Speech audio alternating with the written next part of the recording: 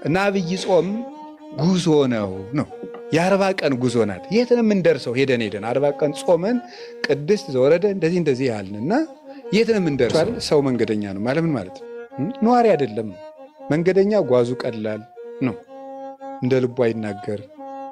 ምክንያቱም መንገደኛ ነው። እንግዳው ናቸው። ሰው ቤት ሄዳችሁ እንደ ልባችሁ ትናገራላችሁ? አንሶት ያንቃ ይባላል። ሰው ቤት ትሄዱ አይባልም። አውርዱት ውሃ አልጠጣም ይባላል አይባልም። የሰው ቤት ነው። በምድር ስንኖርም እንደ ልባችን መናገር አይገባም። ምክንያቱም ምንድን ነን? ነግዶ ፈላሲ ስደተኛ ነና መንገደኞች ነን።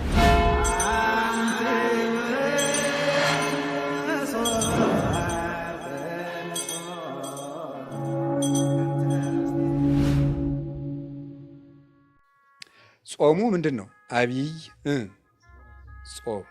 አሁን የአብይ ጾም ጉዞ ለምን እንዳልነው ነገርኳችሁ።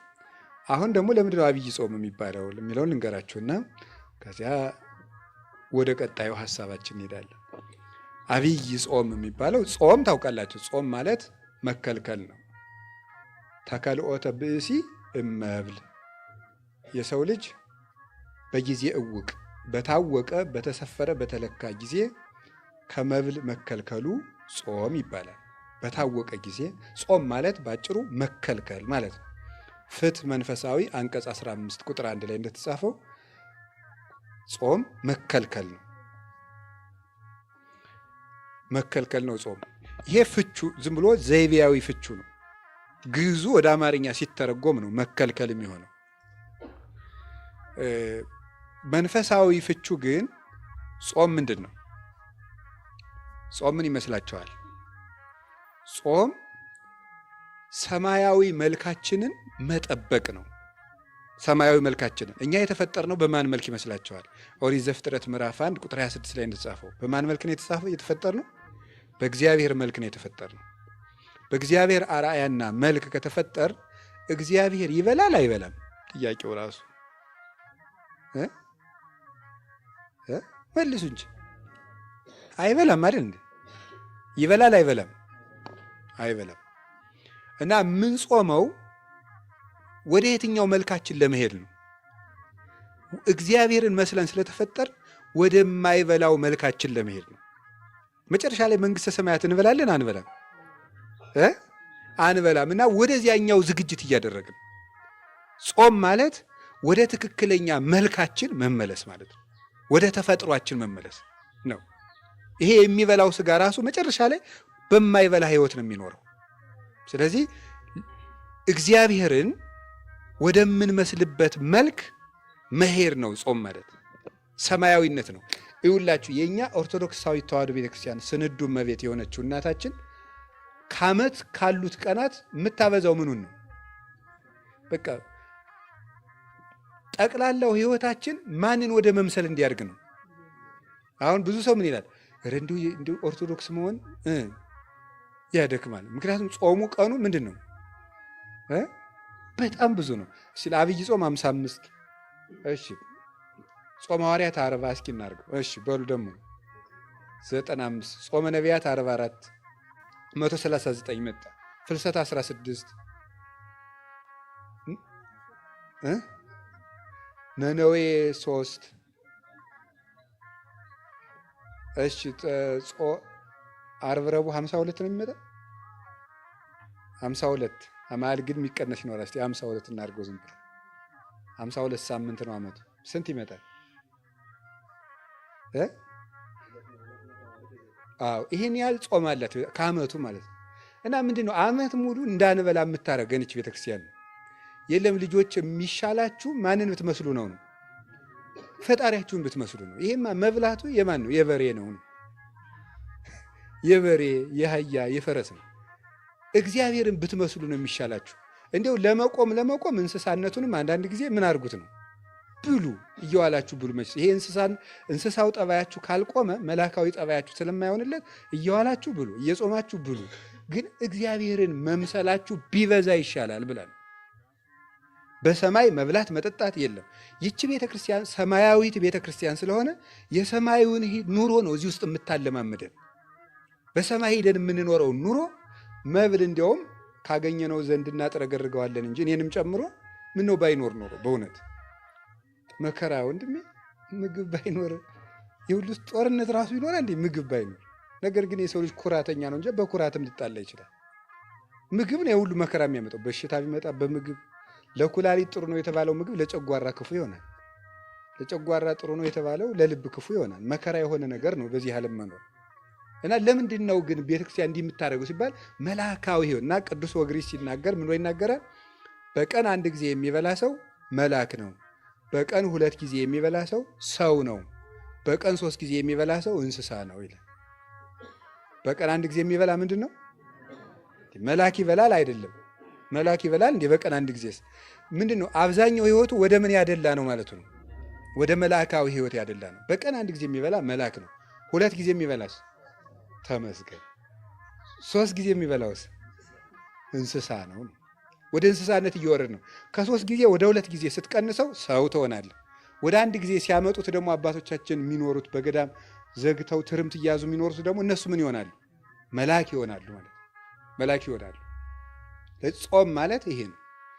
ጾም የሚጾም ሰው ስጋሁ ለጸዋሚ እይትካህሎ ከመ ይኑም ኩላ ሌሊተ ፊልክስዩስ ሲናገር መጽሐፈ መነኮሳት የጾመኛ ሰው ሰውነት ሌሊቱን ሙሉ ተኝቶ ማደር አይቻለውም ይላል። ጾም የትጋት ምንጭ ነው። ትጋት የሚገኘው ከጾም ነው። ሰው በልቶ ትጉ ሊሆን አይችልም። እንዲያውም በጣም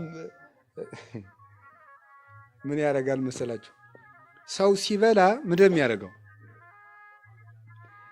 ሰውነት አይምሮ ጭምር ምግብ በመፍጨት እንደሚሳተፍ ታውቃላችሁ አይደል? ልብም ጭምር አይምሮም ጭምር ይሳተፋል። እና ጭንቅላት ይሄ አይምሯችን አስተዳዳሪ ነው። እንደ አበምኔታችን ማለት ነው። ጭንቅላት ምንድን ነው? አስተዳዳሪ ነው። ማንን የሚያስተዳድር? እጅን፣ እግርን፣ ኩላሊትን፣ ሳምባን፣ አጠቃላይ ሰውነትን ማን የሚያስተዳድር? ይሄን የሚያስተዳድር እና ሆድ የምን አካል ነው? አንድ ግዛቱ ነው። የማን? የጭንቅላት። እና ምግብ አጥብቆ ሲሰጠው ምግብ መፍጨት በግዛቱ ውስጥ በጣም ከፍተኛ ስራ ስለሆነ እዚያ ላይ ይጠመዳል። እዚያ ላይ ሲጠመድ ማሰብ አይችልም ነው። ማሰብ አይችልም። ምክንያቱም ያንን ግዛቱን በማስከበር ተጠምዷል ማለት ያን በማስፈጨት ባይድ ነገር ስለተከመረበት እሱን ነገር ስፍራ እስከሚያይዝ ጓዙን ስፍራ እስኪያስይዘው የማሰብ አቅም ያጣል።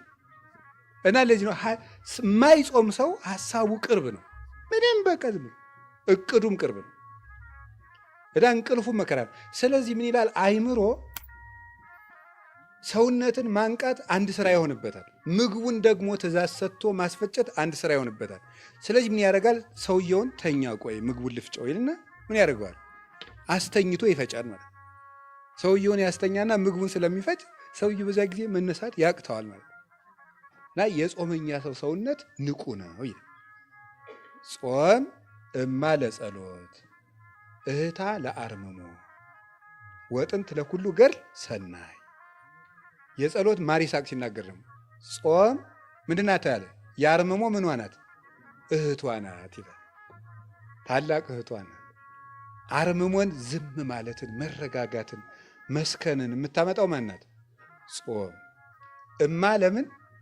ለጸሎት። የጸሎት እናቷ ናት። ደግሞ ጸሎትን የምትወልዳት ማናት? ጾም ናት።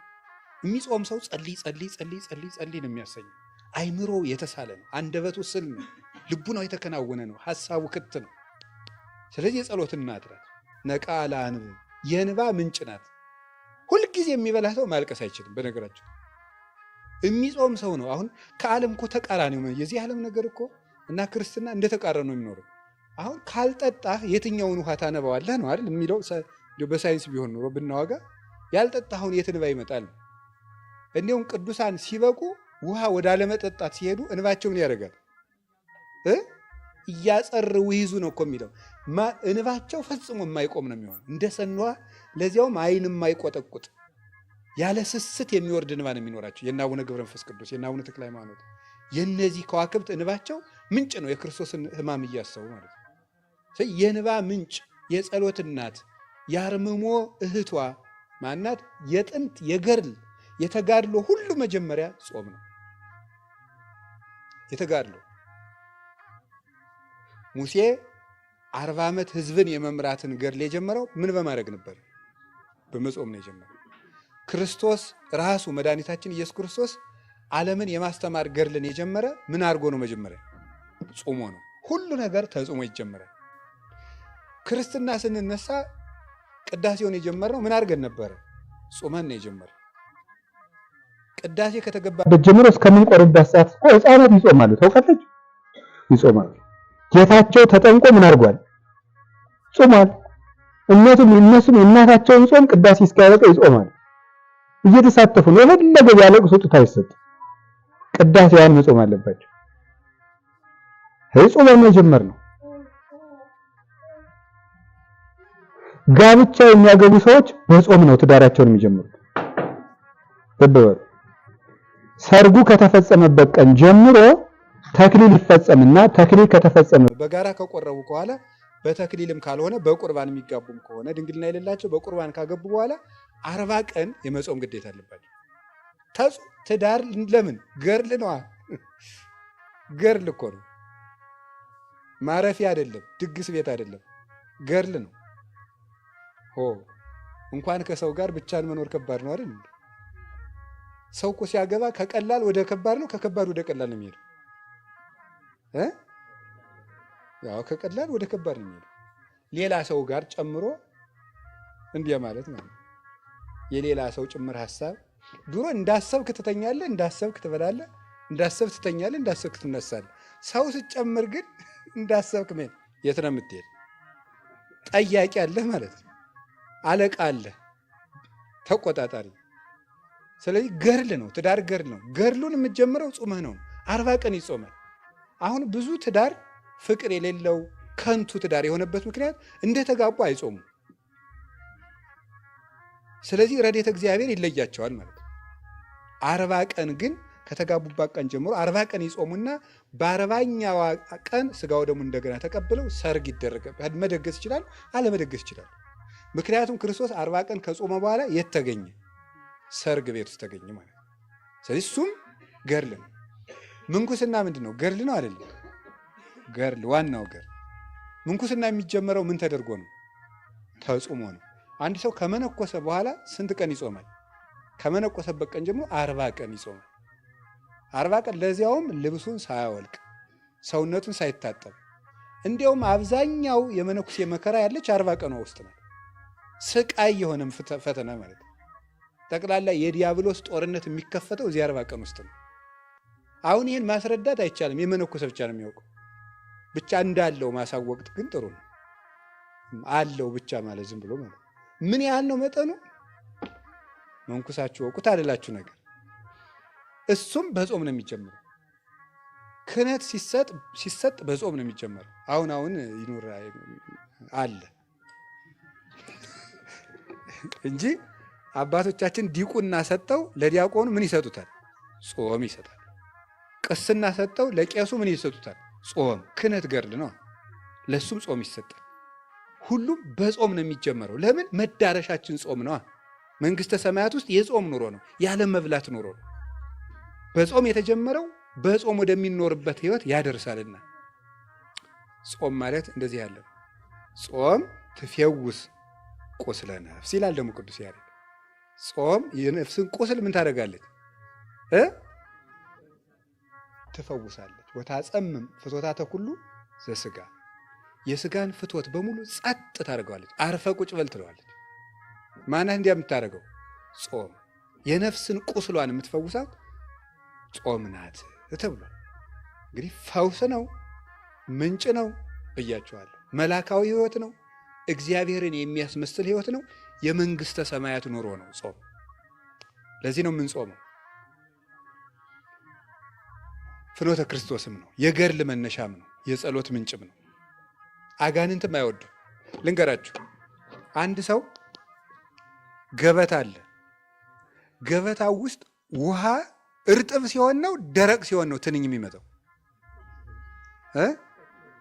እርጥብ ሲሆን ነው አይደለም? አዎ እርጥብ ሲሆን። እንደዚህ ሁሉ ከማይጾም ሰው ሰውነት ማን ይሰበሰባል? አጋንንት ይሰበሰባሉ። አጋንንትን ዝንብ ወይም ትንኝ አድርጓቸው ይሰበሰባሉ።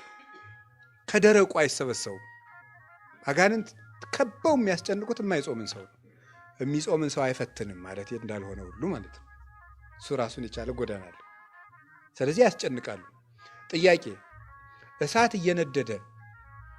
እየነደደ እንጨት ብንጨምርበት እሳቱ ምን ያደርጋል? ይጨምራል። እንጨቱን ወጣ ብናደርገውስ ይጠፋል እንዲህ እሳቱ? አዎ። እንጨት ምንድን ነው? ምግብ። እሳት ምንድን ነው? እንደዚያ ነው። ስለዚህ እንጨቱን ወጣ ስናደርገው እሳቱ ምን ያደርጋል? ይጠፋል ነው። ጾም ይኸው ታጸምም የተባለ ለዚህ ነው። ጭጭ ነው የምታደርገው፣ እረፍ የምትለው እንጨቱን መቀነስ ነው። ይሄ ነው ጾም። ከዚያ አብይ ጾም እንፈታ ነው። አብይ ጾም ደግሞ ታላቅ ጾም፣ ከጾም ደግሞ በላይ ታላቅ ጾም የተባለው ጾም ነው። ለምንድን ነው አብይ ጾም ታላቅ ጾም የተባለው የሚለው? አብይ ማለት ታላቅ ማለት ነው። ጾም ነው፣ ሰታ ነው። ጾም ማለት ይሄ ነው ብለናል። አብይ ጾም ታላቅ ጾም ነው። ለምንድን ነው ታላቅ ጾም የተባለው? የመጀመሪያው የጾመው ምንድን ነው? አብይ እግዚአብሔር ነው የጾም አብይ እግዚአብሔር። መዝሙር 145 ቁጥር 5 ላይ መዝሙር 146 ቁጥር 5 ላይ አብይ እግዚአብሔር ወአብይ ኃይሉ ወአልቦ ሁልቁ ለጥበቢሁ ይላል። እግዚአብሔር ታላቅ ነው፣ ኃይሉም ታላቅ ነው፣ ለጥበቡም ቁጥር ስፍር የለውም ይላል። እግዚአብሔር ታላቅ ነው፣ ኃይሉም ታላቅ ነው፣ ለጥበቡም ቁጥር ስፍር የለውም። እግዚአብሔር ታላቅ ነው፣ አብ ነው። ኃይሉም ታላቅ ነው፣ ወልድ ነው። ለጥበቡም ቁጥር ስፍር የለውም፣ መንፈስ ቅዱስ ነው። ስለዚህ እግዚአብሔር ታላቅ ነው፣ ኃይሉ ታላቅ ነው ሲባል ክርስቶስ የእግዚአብሔር ኃይል ይባላል። አንደኛ ቆሮንቶስ ምዕራፍ 1 ቁጥር 26 ላይ እንደነገረን እስመ ክርስቶስ ኃይል እግዚአብሔር ውእቱ፣ ክርስቶስ የእግዚአብሔር ኃይል ነው። የእግዚአብሔር ኃይል ይባላል። የአብ ኃይሉ ይባላል፣ ክንዱ ይባላል። የሰው ኃይሉ በክንዱ እንዲገለጥ የአብ የመንፈስ ቅዱስ ኃይላቸው በወልድ ተገልጧልና ይላሉ ሊቃውንቱ። ስለዚህ አብይ እግዚአብሔር ታላቅ የሆነ ገናናው እግዚአብሔር የጾመው ጾም ስለሆነ አብይ ጾም ይባላል። ደስ አይላችሁ? እግዚአብሔር የጾመውን ጾም መጾም ማለት ነው። ንጉሱን ተከትሎ መዝመት ማለት እኮ ነው። ዘመቻችን አጋንንትን ለመዋጋት ነው። ንጉሱን ተከትሎ የምንከተለው ንጉስ ደግሞ በረሃብ ብንከተለው ጦም የሚያሳድር አይደለም። ራሱን የህይወት እንጀራ አድርጎ የሚመግብ ነው። ከክርስቶስ ጋር የጾመ የሚመገበው ክርስቶስን ነው። ከክርስቶስ ጋር የጾመ ሰው ስለዚህ ገናና ጾም የሚያሰኘው የምንጠግብበት ነው። የምንጠግበው ክርስቶስን ነው። ከንጉስ ጋር የተራበ ንጉሱ በነገሰ ጊዜ የንጉስ ማዕድ ይሳተፋል። ከክርስቶስ ጋር የተራበ ሰው ክርስቶስን መመገብ ይችላል። ይሄ ጾም የምንራበው ከክርስቶስ ጋር ነው። ጾመ ነቢያትን ስንጾም ነቢያትን የእናንተ ረሃብ ረሃባችን ነው ማለታችን ነው። እናንተ ጽድቅ ፍለጋ ነው የተራባችሁ ነው። እንሳተፋችኋለን። አባቶቻችን ሐዋርያትን ስንጾም የእናንተ ረሃብ ረሃባችን ነው። እናንተ ተርባችሁ ያገኘታችሁን ጸጋ እግዚአብሔር ይስጠን ነው። አብይ ጾም ስንጾም ግን እግዚአብሔር ሰው ሆኖ የተራበው ረሃብ ረሃባችን ነው ለማለት ነው። ያንተ ረሃብ ረሃባችን ነው ማለታችን ነው። ይሄን የምንሳተፈው የክርስቶስን ረሃብ። ስለዚህ ንጉሥ ክርስቶስ ስለጾመው አብይ ጾም ይባላል። በገጠር ሁዳዴ ጾም ይባላል። ሁዳዴ ጾም ሰምታችሁ ታውቃላችሁ አይደል? ሁዳድ ማለት የንጉሥ እርሻ ማለት ነው። ሁዳድ ኮድድ፣ ኮደደ፣ መኮደድ ይላሉ እነሱ ናቸው። እንድፍልት ልታስኮድደኝ ነው ይላል። ኩዳድድ እርሻ ሄዷል እገሌ ከተባለ የትልቅ ሰው የባለስልጣን እርሻ ሊያርስዷል ማለት የንጉሥ እርሻ። በዚያ መቅረት በጣም ከባድ ነው። እዚያ እርሻ የቀረ ሰው ሊኖር ነው ላይኖር ነው። ምክንያቱም የማን እርሻ ነው? የንጉሥ እርሻ ነው። እና ሁዳዴ ጾም ሰፊ እርሻ ማለት ነው። የንጉሥ እርሻ ሰፊ ስለሆነ አገሩ ሁሉ ነው የሚሰማራበት። ይሄ የንጉሥ ክርስቶስ እርሻ ነው። ይሄ ጾም ንጉሥ ክርስቶስ የጾመው ሰው ሁሉ ለንጉሱ የሚገብረው ከንጉሱ እርሻ በመገኘት ነው።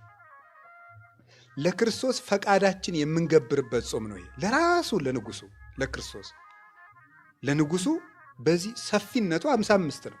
በዚህ ተገኝተን ፈቃዳችን ለክርስቶስ የምንገብርበት ነው።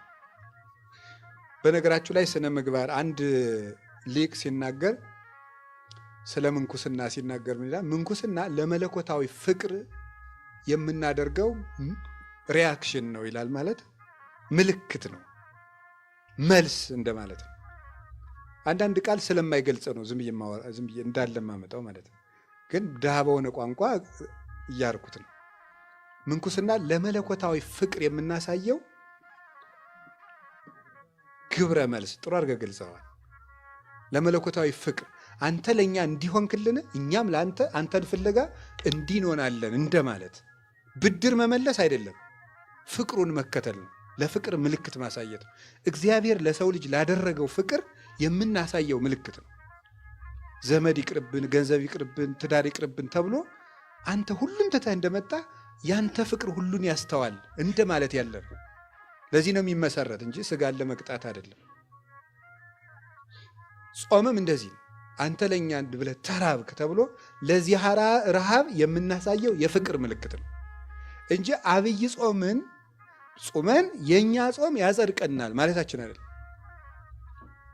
የእኛ ጾም ያጸድቀናል ማለታችን አይደለም። ለፍቅሩ የሃይማኖት ስራ ራሱ ተግባር ስነ ምግባር ማለት አሁን አንዳንድ ሰዎች ይላሉ ከዚህ ከኛ ቤተክርስቲያን ውጭ ሆኑ ሰዎች ስነ ምግባር እንስራ እንዲናርግ ሲባል በእኛ ስራ እንድንም በእኛ ስራ እንድንም ጉች ማለት ግን መጎለት ግን ለዚያ ፍቅር ምልክት አለማሳየት ቢያንስ መውደዳችን እንግለጠው ነው። የምንሰግደው ለሱ ፍቅር የሱን ፍቅር ለማሳየት ነው እንጂ የኛ ስግደት መንግስተ ሰማያትን የሚገዛልን ሆኖ አይደለም። የምንቆመው የኛ ቁመት መንግስተ ሰማያትን ሊገዛት አይደለም። ለፍቅሩ ምልክት ማሳየት በሱ የማመናችን ማህተም ማሳየት ነው። አዎ ቃልህ እውነት ነው፣ ነገርህ የታመነ ነው፣ ለእኛ መሞት የታመነ ነው። ለዚህም የምናሳየው ፍቅር ይሄ ነው። ያንን በጎ ስራ የፍቅር ውጤት ነው። እስመ ምግባራት ሰናያት ይትወለደ እምፍቅር፣ በጎ ስራ የሚወለደው ከፍቅር ነው ይላል ቅዱስ ዮሐንስ አፈወርቅ በድርሳኑ ብርሃን ሲተረጉም። በጎ ስራ ከፍቅር ነው የሚወለደው። ለምንወደው ነገር ነው በጎ መልስ የምናሳየው።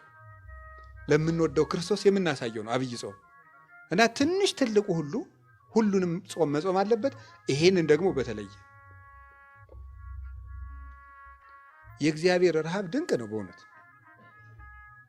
የሀብታም ልጅ ቢርባው እንኳን እንደው ያሳዝናል። እንደው ሁሉ እያለው እንላለን። እግዚአብሔር የተራበው ረሃብ ነው ይሄ ጾም። ሁሉ እያለው ለሁሉ መስጠት እያበላ የተራቡትን አብልቷቸዋል። ለተጠሙት ውሃ አይደለም ወይንን ያጠጣቸው፣ በኋላ ሲብስ ደሙን ያጠጣ። እሱ ሲራብ የማይደንቀው ሰው ምን አይነት ጭንቅላት ያለው ሰው ነው? ያንን ይዘን ነው የምንጾም። ስለዚህ ካሳ የተካሰበቀ ነው። 40 ቀን ለአራቱ ባህሪያታችን የካሰው ካሳ ነው። ሁለተኛ አብይ የሚያስብለው ለዚህ ነው። ለእኛ የተደረገ ትልቅ ካሳ ነው። አንደኛ በማንነቱ አብይ እግዚአብሔር ነው የጾመው። ሁለተኛ ትልቅ ካሳ የተካሰበት ነው። በልተን ላመጣ ነው ዕዳ ጾሞ እየካሰልን ነበር ክርስቶስ። አንዱ ቤዛችን የሚያሰኘው ክርስቶስ ይሄ ነው። እየበላን ነበር ሞት ያመጣን፣ እሱ ጾሞ ካሳ ካሰል እና ትልቅ ዋጋ ነው የተከፈለልን። ሶስተኛ ታላቁን ጠላታችን ነው ድል የነሳልን አይደል? በዚህ ጾም ማን ነው? ዲያብሎስ።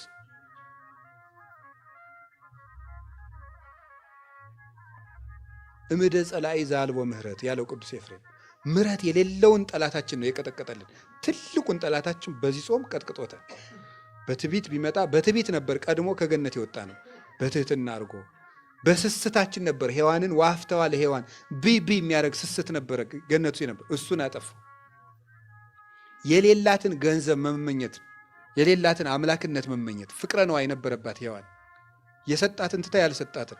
ሶስቱም አዳምና ሔዋን ሞትን ያገቡባቸው መስመሮች ነበሩ። ጌታ በ40 ጾም የተፈተናል። እነዚያን ነው ያጠፋልን። የኃጢአትን ስሩን ያደረቀበት ጾም ነው ይሄ ጾም። ስለዚህ አብይ ጾም ገናናው አምላክ ስለጾመው፣ ትልቅ ካሳ ስለካሰልን፣ ሶስተኛ ትልቁን ጠላታችን ድል ስለነሳልን አብይ ጾም ይባላል ባጭሩ። እሺ አብይ ጾም ከየት ይጀመራል ነው? አብይ ጾም ከየት ይጀመራል? እስኪ በሉ አብይ ጾም በሉ። እሺ ከየት ይጀመራል? መልሱ እስኪ። ከዘወረደ በሉ እስኪ። አዎ አብይ ጾም ከዘወረደ ይጀመራል። አሁን የአብይ ጾም ምንድነው ርዕሳችን? ንገሩኝ እንጂ። ጉዞ ነው። የአብይ ጾም ጉዞ ከየት ነው የሚጀመረው ነው? የአብይ ጾም ጉዞ የሚጀመረው ዘወረደ ነው። ዘወረደ ማለት ነው እሱ ዘወረደም ላይሉ ነው። ከሰማይ የወረደውን ክርስቶስን ይዘን የምንጀምረው። የአብይ ጾም መጀመሪያ ክርስቶስ መውረዱን መከተል ነው መጾም ማለት። አምላክ ስጋ መሆኑን መከተል ነው ጾም። ዘወረደ እንደኛ ቤተክርስቲያን የሚያስደንቅ ቤተክርስቲያን የለም። በእውነት ቤተክርስቲያን አንዲት ናት። ግን በመዋቅር ደረጃ በኢትዮጵያ ኦርቶዶክስ ተዋሕዶ ቤተክርስቲያን ያለው ስርዓት ድንቅ ነው። ይሄ የሆነው ደግሞ በታላቁ መብራታችን በቅዱስ ያሬድ ምክንያት ነው እና ዘወረደ ብሎ የሰራልን እሱ ነው። ጾሙ ከዚህ እንዲጀምር ተገልጦለት ነው። ሌሎቹ ዘወረደ አይሉትም፣ ሌላ ስም ነው ያለው በሌሎች አብያተ ክርስቲያናት ዘንድ። የእነሱም ድንቅ ነው። እግዚአብሔር በየስልቱ ይመለካል። ሃይማኖት እስካለ ድረስ ነውር የለውም። ዘወረደ ብለን የምንጀምረው እኛ ነን። ስለዚህ አብይ ጾም ከየት ነው የሚጀመረው ሲባል ከእግዚአብሔር ልጅ መውረድ ነው። አብይ ጾምን መጾም ማለት የእግዚአብሔር ልጅ እግዚአብሔር ወልድ ወደዚህ ዓለም የመጣውን መውረድ አድንቆ በዚያ ተመስጦ መኖር ነው። አሁን እየጾምን ይመስላችኋል? የመጀመሪያዎቹ ክርስቲያኖች ክርስቶስ ወደዚህ ዓለም የወረደበትን ምስጢር ለማድነቅ ብለው አብይ ጾም ሊገባ ሲል ዮርዳኖስን ተሻግረው በረሃ ሄደው 40ውን ቀን ሰንብተው የሆሳዕና ዕለት ነበር መልሰው የሚገናኙት። በሐዋርያት ዘመን የነበሩት ማለት ዳቧቸውን ቋጥረው ዮርዳኖስን ተሻግረው በረሃ ሄደው ሁሉም ለየብቻው ሆኖ የክርስቶስን ወደዚህ ዓለም መምጣት እያደነቀ ከርሞ የሆሳዕና ይገናኛሉ። ስለዚህ በክርስቶስ ሰው መሆን መደነቅ ነው። ዘወረደ ገባ ጾም ገባ ሲባል ዘወረደ ስንል እግዚአብሔር እኮ እኛን ለማዳን መጣ ብሎ በዚህ ተደንቆ ጾሙን መጀመር አላችሁ አይደለም? ያው እግዚአብሔር ወደዚህ ዓለም መጣ የሚለውን እንዲደንቀን መሆን ነው። ደንቆን ከጾም ነው ጥሩ ነው። እንዲደንቀን አንድ ሁለት ነገሮች እንደው ሊቃውንቱ ከተናገሩት ልንገራችሁ። እስቲ እግዚአብሔር ወልድ ወደዚህ ዓለም መምጣቱን ይዘን መደነቅ እና እዚያ ጋር የምናደርገዋል። አሁን በዘወረደ ሳምንት ማድረግ ያለብን ነገሮች አሉ። በዘወረደ ሳምንት የመጀመሪያው ማመን ማድነቅ ነው። የምናደንቀው ሰው ሆኖ ወደዚህ ዓለም የመጣበትን ምስጢር ነው። ቅዱስ ዳዊት ምን ብሎ ነበር የተናገረው? አጽነነ ሰማያተ ወረደ ነው ብሎ ነው የተናገረው። የሚያስደንቅ ነገር ነው። ለምንድን ነው ሰማይን ዝቅ ዝቅ አድርጎ መጣ የሚለው? እስኪ በሉ። ሰማይን ዝቅ ዝቅ አድርጎ መጣ። አንድ የበረሃ መነኩሴ የተናገረውን እንገራቸው። ለሰው ልጅ ደግሞ ትሕትና ምንድን ነው አለ። እኔ በጣም ነው የሚደንቀኝ የዚህ መነኩሴ ንግግር ስሰማ። ለሰው ልጅ ትሕትና አይገባውም። ለሰው ልጅ የሚገባው አቅሙን ማወቅ ነው ይላል። ምክንያቱም አፈር ትሕትና የለውምና ይላል። ምክንያቱም አፈር መጀመሪያ ምን ያደርገ ነው? የወደቀ ነው። አፈር ወዴት ዝቅ ይላል? ትቢያ አይደለ? አንተ የተፈጠርከው ከምንድን ነው? ከአፈር ነው። አንተ ትሁት ልትባል አይገባም። አንተ አቅምህን ነው ማወቅ ያለብህ። ትሁት ሊባል የሚገባው ማን ነው? ክርስቶስ ነው። ካለ ማንነቱ ወደማይመጥነው የመጣ እሱ ነው። እኛ ሁሉ ነገር ዝቅ ብንል ይመጥነናል፣ መጠናችን ነው። ብንሰደብ መጠናችን ነው። ብንታማ መጠናችን ነው። መሬት ላይ ብንቀመጥ መጠናችን ነው። ለሱ ግን ሁሉ የማይመጥነው ነው። ሁሉ ያለው የሌለው ሆኖ ሲመጣ ነው እንጂ ትሕትና ደግሞ ሰው ምን ትሕትና አለው ይላል። አፈር ትሕትና አለው እንዴ? ሰው እኮ በነገራችን ላይ ነፍሱ ወደ ክርስቶስ እየቀረበች ስትሄድ ራሱ የራሱ ባደድ ከራሱ እንትን ነው የሚወጣ። እዚህ ቅርፍት ታውቃላችሁ? የእንቁላል ቅርፍት። ከዚያ ቅርፍት መውጣት ነው የሚጀምረው። ነፍሱ ትበራለች። አሁን እኛ እኮ ትንንሽ ነገር በተነካን ቁጥር የምንበሳቸው የት ውስጥ ነው ያለነው? አሁን እዚያው ቅርፊት ውስጥ ነው። እዚያው ቅርፊት ውስጥ ስለሆን መንደፋደፍ ነው እዚያው ውስጥ። እንዲሁ መንፈስ ቅዱስ መቼ እንደሚፈለፍለን እግዚአብሔር ይርዳን። በእውነት እዚህ ቅርፍታችን መቼ እንደሚያወጣን እግዚአብሔር ምን እንደፋድ ሰው ነፍሱ ወደ ክርስቶስ እየተጠጋች ሲሄድ ከራሱ ማዕቀፍ ከራሱ አጥር ያወጣና ክርስቶስን እያየ መደነቅ ነው። የራሱን ነገር እየረሳ ነው። የኋላውን እየረሳ ወደፊት ምን እላለሁ ነው ያለ ቅዱስ ጳውሎስ። እረሳለሁ፣ የኋላውን እረሳዋለሁ፣ ወደፊት ነው የሚሄደው። ራሱን የሰራውን የራሱን ታሪክ እየዘነጋ አይኑ ክርስቶስ ላይ ነው የምታርፈው። ዘወረደ የሚባለው እግዚአብሔር ሰማይን ዝቅ ዝቅ አድርጎት መጣ ነው። በጣም ነው የሚገርመኝ። ዝም ብላችሁ አስቡ። ሰማይን ዝቅ ዝቅ አድርጎ አንተ አሁን ምን ዝቅ ታደርጋለህ? ሰማይ የለ ምድር የለ፣ ምን ነው ዝቅ የምታደርገው? እኔም ማለት እኮ ነው አንተ ስል በነገራችሁ ላይ ማለት ሁላችንም ምን ነው እኔ ዝቅ ማድረግ ምናችን እናደርጋለን? እኛ ዝቅ ያላለ ምን ኑሮን ምናችን ነው ዝቅ የሚለው? ሰማይን ዝቅ ዝቅ አደረገው እኮ ያለው ምንድን ነው? ቅዱስ ዳዊት የሚለው አረ ልብ በሉ እያለ እኮ ነው። ምኑን ነው ዝቅ ዝቅ ያደረገው? ትልቅ ትልቅ ነገሩን እኮ ዝቅ አድርጎት መጣ ነው። ሰማይ እንጂ ስለ ሰማይን ዞት እዚህ ወርዶ አይደለም። ሰማይ ወደዚህ ዝቅ ቢል አትደነቁ? አሁን ይህ ሰማይ ዝቅ እያለ ቢወርድ አይደንቃችሁ? አይገርማችሁ? ክርስቶስ ከዚህ በላይ የሆነ ነገር ነው ዝቅ አድርጎ የመጣ ልዕልናውን ዝቅ አድርጎ ምልአቱን ወስኖት ርቀቱን አግዝፎት ዝቅ አድርጎ ሰማያት ያላቸው እነዚህ ናቸው። ምልአቱ፣ ስፋቱ፣ ርቀቱ፣ መንግስቱ፣ እበዩ፣ ልዕልናው ብለው 7 ያደርጓቸዋል ሊቃውንቱ። እነዚህን ነው ዝቅ ያደርጋቸው።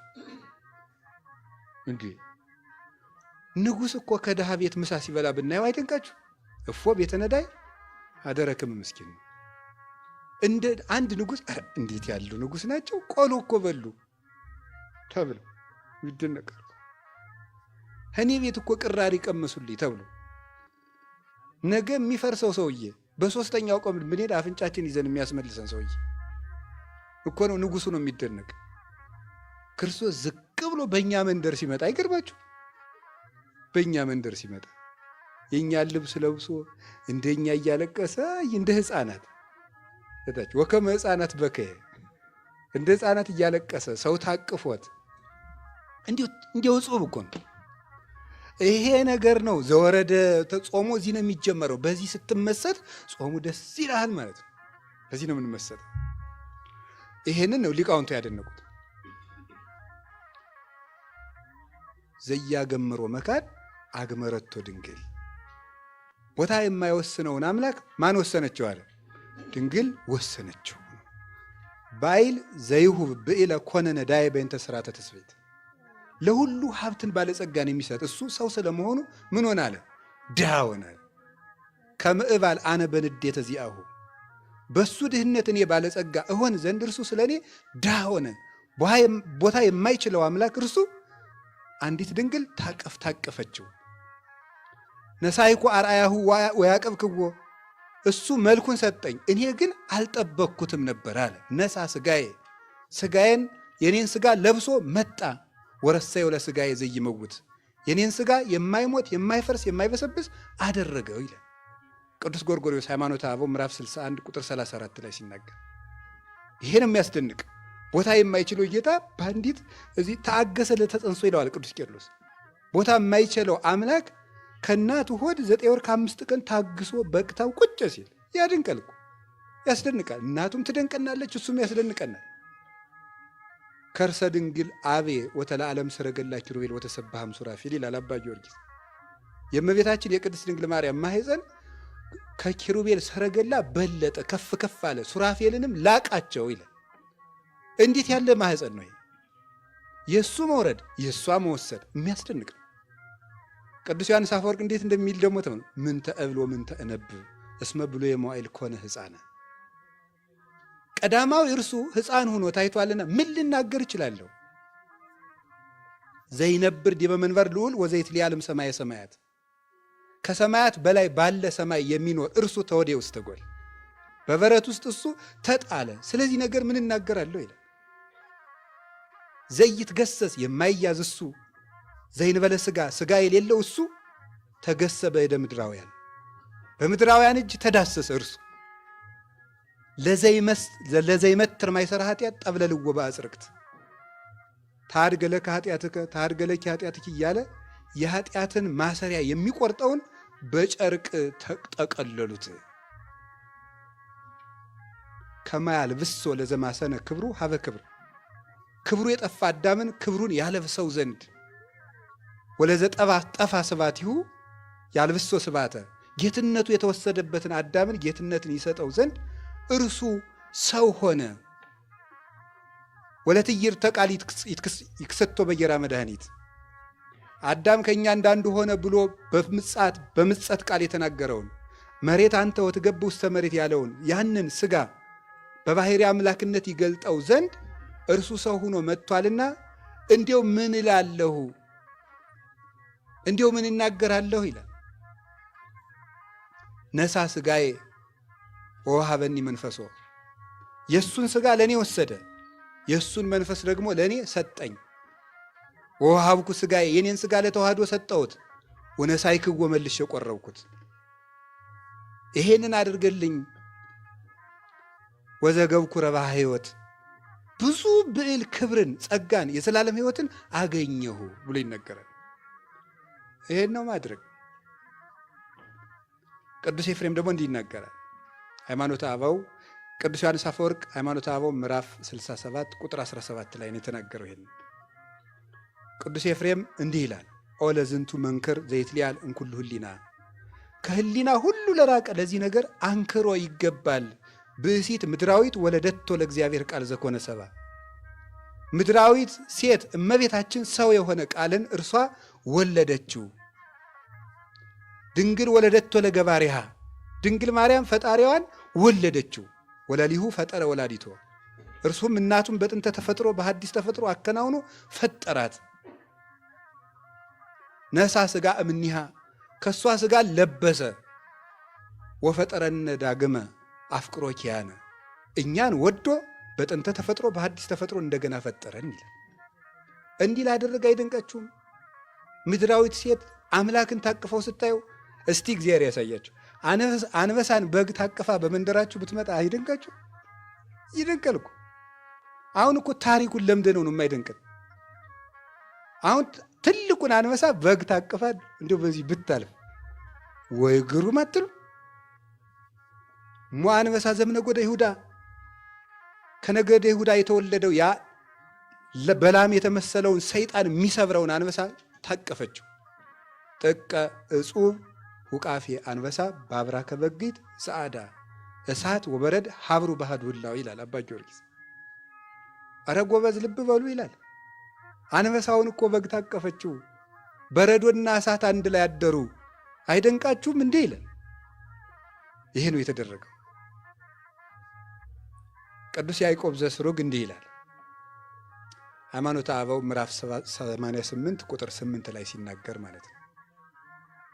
አንከሩ ሐራ ልዑላን እለያስተርእዩ በአካል የማይታዩ በግዘፍ የማይዳሰሱ መላእክት ጌታን ተወልዶ በግዘ ሕፃናት ሲያለቅስ በሰው አካል ሲመላለስ ባዩ ጊዜ ፈጽሞ ደነቃቸው።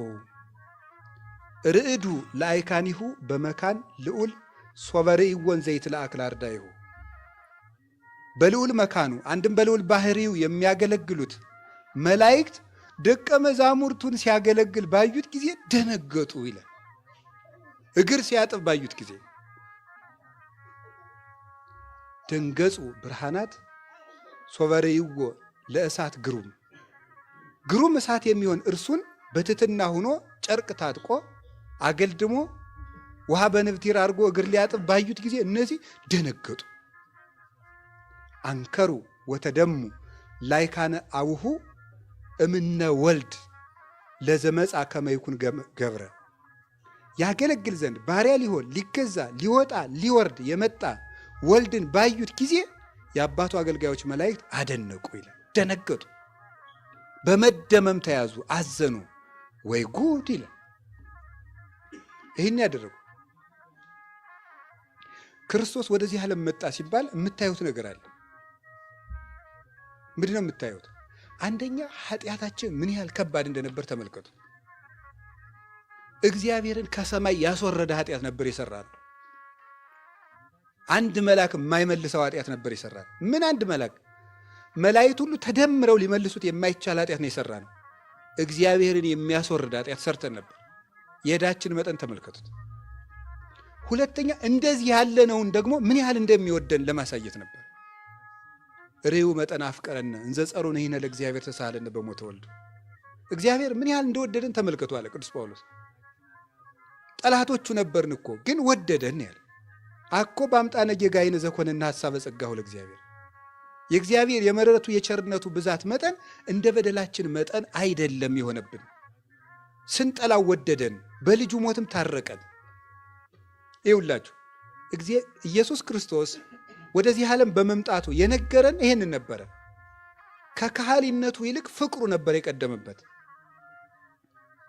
እንደ ግድ የለሽ ንጉሥ እና ምን ላርጋቸው ይሄን አድርጌላቸው ነበር እማይል ወይም ደግሞ እንደ ደግ ንጉሥም አይደለም ክርስቶስ። ደግ ንጉሥ የተጎዳውን አገር ወይም የተጎዳውን ሰው ልኮ ከተራበ እንኩ ቀል እርዳታ ስጧቸው፣ ከተራቆቱ እንኳን አልብሷቸው፣ ቤታቸውን ገርፍ ከወሰዱ እንኳን መስሪያ ስጧቸው ይላል። ወራሪ ከመጣባቸው ሰራዊት ይልክላቸዋል።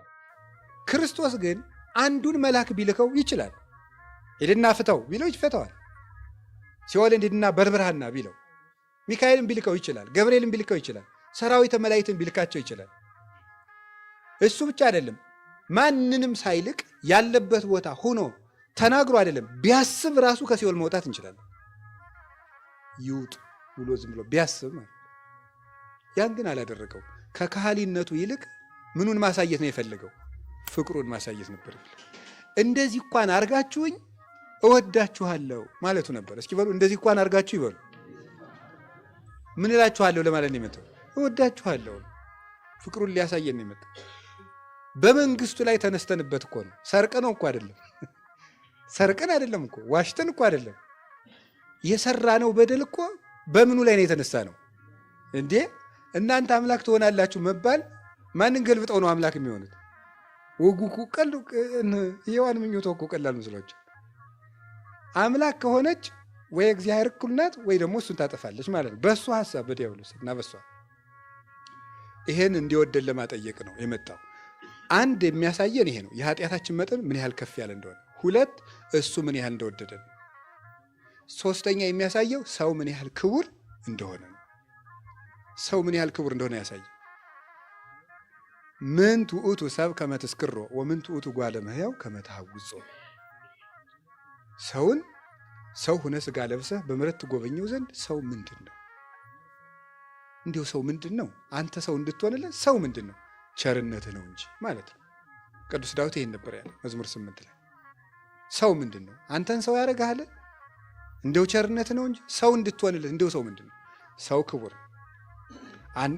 የቅዱስ ዳዊት አንክሮ ነው፣ ጥያቄም አንክሮው ሰው ምን ያህል ክቡር ቢሆን ነው አንተ መጥተህ ምን ያህል ክለት ማለት ነው። አንዱ ፍቹ የሞት ክለት።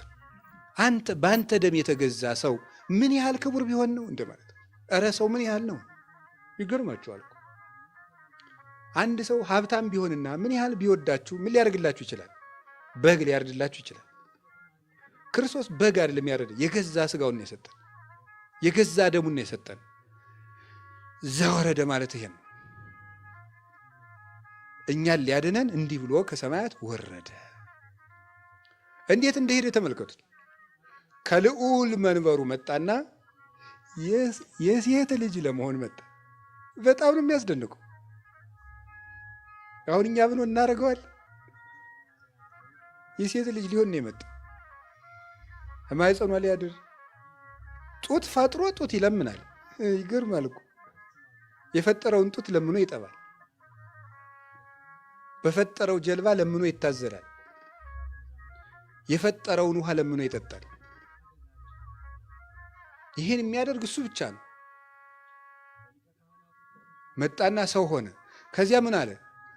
እንዲያው በእናቱ ማኅፀን መኖሩ ምንማ ድንቅ ነው። እሷ ንጹሕ ንጽሕት ምንም ነውር የሌለባት ነው። እሱስ ጥሩ ነው፣ ይሻላል። ተወልደ በተድላ መለኮት ብሏል ቅዱስ ያሬድ።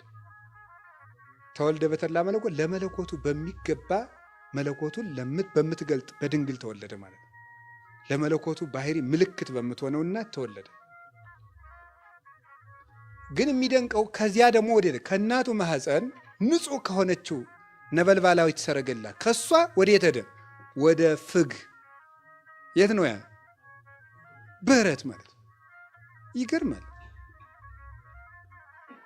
ይሄዳል። ከዚያ ወዴት ነው ሄዱ? ወዴት ነው ሄዱ? ጭራሽ ሰው መሆኑ ሲደንቀን ደግሞ የሰው እግር ሊያጥብ ሄደ። ይሄ እኮ ነው የሚገርም። እንዲህ ይገርማል እኮ እግር ሊያጥብ ደግሞ እንዲሁ ታጥቆ። አሁን እንዲህ አይደንቃችሁ?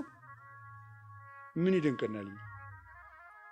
ምንም አይደንቀንም እኮ እግር አጠበ። አንድ ጠቅላይ ሚኒስትር እግር እያጠበ በቴሌቪዥን ብናይ ኑሮ እንል ነበር። ምን እንደው ጭራሽ እግር አጥቦ ነው እንዴ? ኧረ እኛ እንደው ምን አሸረግደው ነገር ተወው። እግር ማጠብ እንዲሁ ታምር እኮ ነው።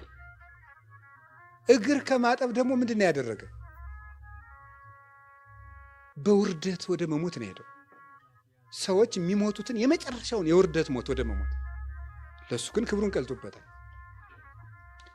ልብሱን አውልቆ ወደ መሞት ሄደ። ደግሞ ልብሱን ታጥቆ እግር አጠበ ብለን ሲደንቀን ልብሱን አውልቆ ወደ መሞት፣ እርቃኑን ወደ መሰቀል ሄደ። ከዚያ ወደ መቃብር ወረደ። እስከ የት እንደሚወርድ እያያችሁት ነው።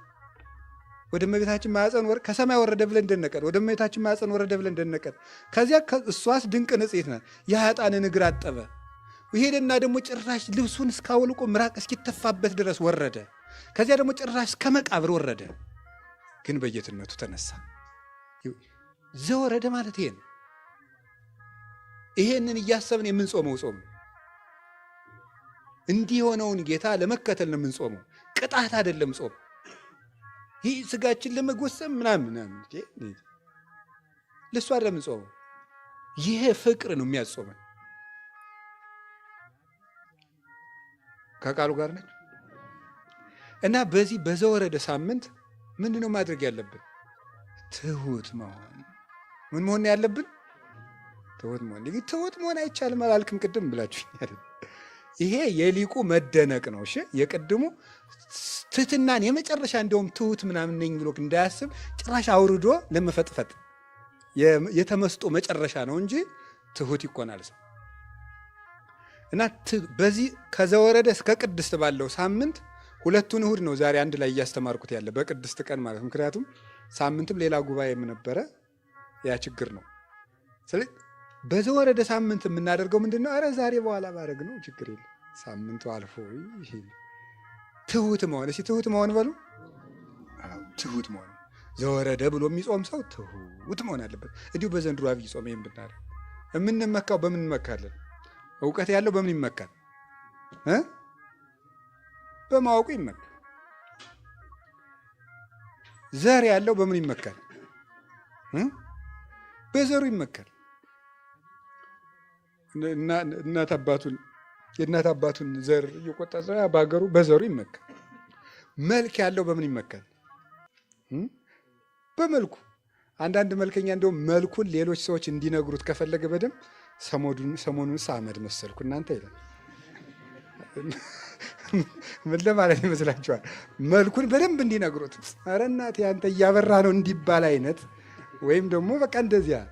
እና መልክ ያለው በመልኩ ይመካል። ሀብት ያለው በሀብቱ ይመካል። ገርል ያለችው ደግሞ በምን ይመካል? በገርሉ ይመካል። በትንሹ ማለት በትንሹ አብሶ ከኛ የባሰ ሰው ካየንም አይታ ላይ ደርስ። ትህትና ማለት ምን ማለት ይመስላችኋል? ሁልጊዜ እናገረዋለን። ትህትና ማለት ራስን ከማንም ሰው በታች ማድረግ ነው። ማንም የሚለውን አረፍተ ነገር ተመልከቱት፣ እዩት። ከማንም ሰው አሁን የእጅ ፓትርያርኩን ጫማቸውን ብስም ትህትና ነው?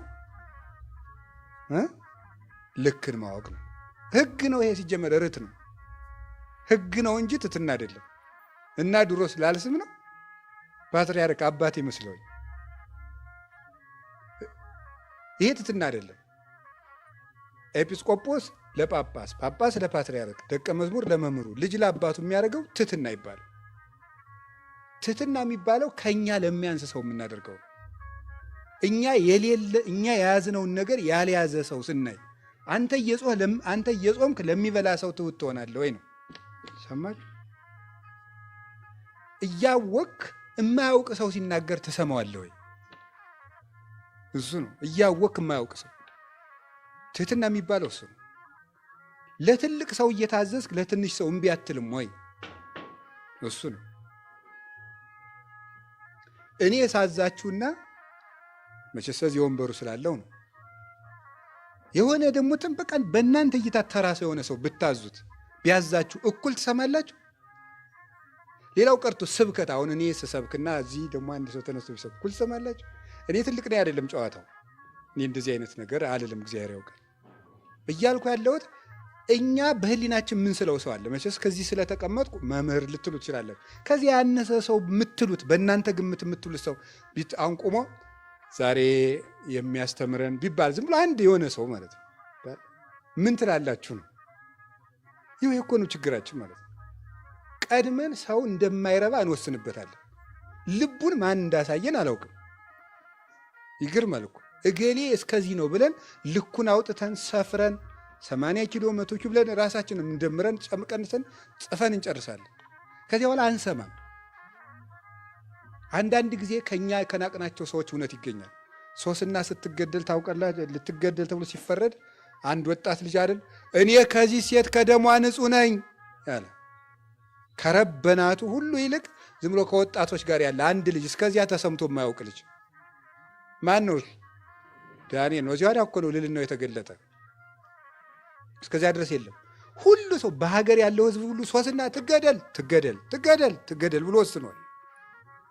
ያ ሰው ምና እኔ ከደሟ ንጹሕ ነኝ ምንድን ነው ያሉት? እስኪ በል እንስማ። እስመ እግዚአብሔር አልሐቀከ በማእከሌነ፣ እግዚአብሔር ከኛ በላይ አድርጎሃል፣ እስቲ ተናገር አሉት። ቆይ እኔ ልፈትናቸው እነዚያን ሰዎች። ፍትሕ ገለጠ ማለት ነው። እውነት ከማን እንዳለች ከትልቅ ሰው ይሁን ከትንሽ ሰው፣ ከለበሰ ይሁን ከተራቆተ፣ ከተሾመ ይሁን ከተሻረ፣ እውነት ከሁሉም ሰው ትመጣለች። ጆሮን ለማንም መክፈት፣ ዓይንን ለሁሉም ሰው ለአንዱ ከፍ ለአንዱ ዝቅ አለማድረግ፣ ራስን ከሰው ጋር አለማነጻጸር፣ ለገሌ እንዲህ ተደርጎ ለእኔ ሳይደረግልኝ አለማለት፣ አዎ ለገሌ ይገባል እኔ አይገባኝም ማለት፣ ነቀፋን በምስጋና መቀበል፣ ትልቅ ቦታ ሳይሰጠኝ አለማለት ትሕትና ነው። እስቲ ለክርስቶስ የቀረበ ወንበር አምጡ አለ ነገሩ እንጂ አለ ወይ? እስቲ ክርስቶስ የተወለደበትን የወርቅ አዳራሽ አምጡት አለ በሉ ነገር እንጂ ይል። እኛ እኮ በአቅማችን እኮ ስሞት በዚህ ገንዙኝ እንላለን። እሱ ለአሟሟቱ እንኳን ክብር ሰጥተውታል? አልሰጡትም እኮ። በዝቅተኛ ኑሮም ልንኖር እንችላለን። መከራን በምስጋና መቀበል። ውሃ ለምኖ ሐሞት ነው የተሰጠው አይደል? አንዳንድ ጊዜ በጎ እየሆንኩ ለምንድን ነው መራራ ነገር የሚገጥመኝ ልንል እንችላለን። ክርስቶስ ውሃ ለመነ፣ የሰጡት ምንድን ነው? ሐሞት ነው። ከዚህ ዓለም ውሃ ስትለምኑ ሐሞት ሊቀርብላችሁ ይችላል። የዓለም እንደዚህ የሰጠነውን አይሰጠንም፣ የጠየቅነውን አያመጣም። ግፍ ነው የሚሰጠን ዓለም። ይሄ ነው ዘወረደ። ዘወረደ ማለት ይገባኛል ብሎ በምስጋና መቀበል ማለት ነው። እኔ በልጥ ነው ዓለምን የፈተው ዘወረደ። እስኪ ዘወረደ በሉ። የዐቢይ ጾም ጉዞ በምን ይጀመራል? በምን? በትሕትናት ወርዶ ነው የሚጀመረው። ወርዶ ነው የሚጀመረው፣ በትሕትና ይጀምራል። የልዕልና መጀመሪያው ትሕትና ነው። ለዚህ ነው አባቶቻችን ምን ይባላሉ? ምን ይላሉ? ትሕትና የትሩፋት ሁሉ ምንድን ናት ይላሉ? መሰረት ናት ይላሉ። ቤት ሲሰራ መጀመሪያ መሰረቱ እንደሚጣለው የጸና አለት የሚባለው ነፋስ ገብቶ የማይጥለው ቤት የሚባለው ትሕትና መሰረት ላይ የቆመ ሰው ነው። እሱን ገፍታችሁ መጣላችሁ። በዜና አበውም እኮ ተብሏል። ሜዳን ማንም አይገፋውም። ምክንያቱም ቀድሞ ራሱ ምን ያለ ነው? ዝቅ ያለ ነው። የሚገፋ ምንድን ነው? ተራራ ነው። ከፍ ስላለ ትሁት ከሆንኩ ማን ይገፋል? ራስህን እኮ ከፍ ስታደርግ ነው ሰዎች ሁሉ የሚገዳደሩ። እና የዐቢይ ጾም ጉዞ በትሕትና ይጀመራል። ዛሬ ማን ነው? አቤት ቅድስት ነው። ትሁት ሆነን ምን ማድረግ አለብን ነው? ጾማችን ከሌላው ጾም የተለየ ንጹህ መሆን አለበት ነው። አሁን ቀጥሎ በሁለተኛው ሳምንት የሚመጣው ምንድን ነው? ንጽህና ነው። በመጀመሪያው ሳምንት ትህትና ነው የሚመጣው። በሁለተኛው ሳምንት ንጽህና ነው። ንጹህ መሆን ራስን ማንጻት ነው። ራስን ማንጻት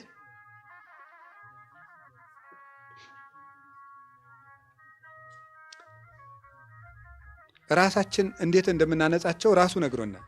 ሶበ ትጸውሙ ኢትኩኑ ከመ መደለዋን እስመ እሙንቱ ይትመጸለው ወይቈጽሩ ገጾሙ ከመ ያእምር ሰብእ ከመ ጾሙ። ስትጾሙ እንደነማን አትሁኑ ነው ያለ? እንደ ግብዞች አትሁኑ። እነሱ ሰው እንደ ጾሙ ያውቅላቸው ዘንድ ፊታቸውን አጠውልገው ምን ይላሉ? ይታያሉና ነው። አንትሙሶ ሶበ ትጸውሙ ቅብኡ ርእሰክሙ ወሕጽቡ ገጸክሙ ከመ ያእምር ሰብእ ከመ ጾምክሙ። እናንተ ግን ስትጾሙ አለ ምን አድርጉ አለ? ራሳችሁን ተቀቡ፣ ፊታችሁን ታጠቡ። እንደዚህ አድርጋችሁ ጹሙ ነው። ሰው እንደ ጾማችሁ እንዳያውቅ ዘእንበለ አቡክሙ ዘበሰማያት ማእምረ ኅቡዓት፣ የተሰወረውን የሚያውቅ ከአባታችሁ በቀር ማንም እንዳያውቅባችሁ ራሳችሁን ተቀቡ፣ ፊታችሁን ታጠቡ። በሁለተኛው ሳምንት ክርስቶስ እንድናደርግ የሚፈልገው ንጽህና ነው። እሺ የመጀመሪያው መንጻት ያለብን ከምንድን ነው? ከግብዝነት ነው። 3 ነገሮች ናቸው በዚህ ዕለት የታዘዝ ነው። እዚህ ወንጌል ላይ በዕለቱ በተነበበ ወንጌል ላይ በቅድስት የምናደርገው የመጀመሪያው ግብዝነት ይባላል። እስኪ በሉ አቤት። ግብዝነት ማለት ምን ማለት ነው? በመጽሐፍ ቅዱስ ግብዝነት 1 3 4 ፍቾች አሉት። ልንገራችሁ። ግብዝነት አንደኛ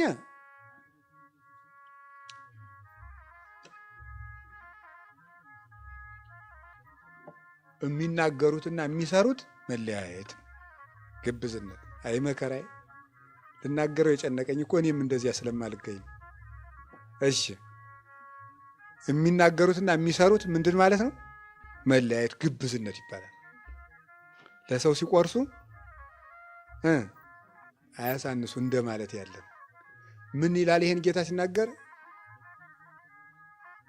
ዲበ መንበረ ሙሴ ነበሩ ለክሙ ጸሐፍቶ ፈሪሳውያን፣ በሙሴ ወንበር በሙሴ መምህርነት ጸሐፍት ፈሪሳውያን ተቀምጠው አሉላችሁ።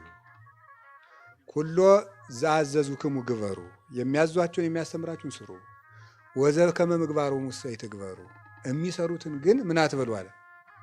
አትስሩ። የሚሏችሁን ስሩ፣ የሚሰሩትን እሳ አትስሩ። ምን አይነት ሰዎች ስለሆኑ እነሱ አለ?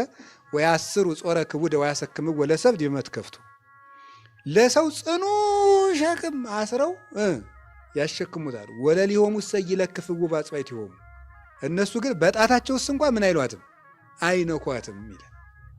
ከግብዝነት መንጻት ነው። አፍኒ ወልብኒ ህውረ ይመኑ፣ አፍም ልብም አንድ ሆነው ይመኑ እንደተባለ በኦሪት ዘዳግም ላይ 2 አይነት ሚዛን በቤት ውስጥ አታኖር ይላል።